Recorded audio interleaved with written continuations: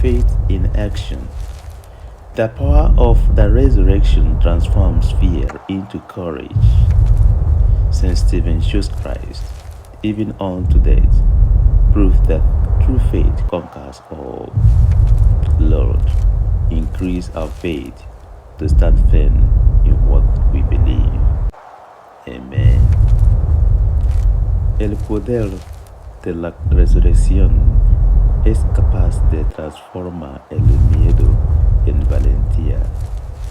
San Esteban eligió a Cristo incluso hasta la muerte, dando testimonio de una fe inquebrantable.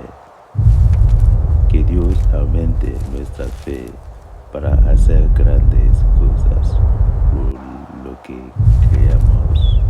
Amén.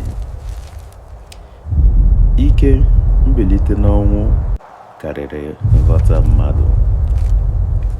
Ọ na-agbanwe ụjọ ka ọ bụrụ obi ike.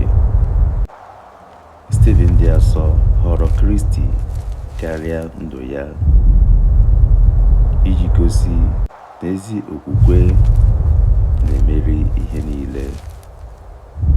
Ka Chineke mụbaa okwukwe anyị, ka anyị wee kwudosie ike n'ihe anyị kwenyelụ. Amen. Dios te bendiga.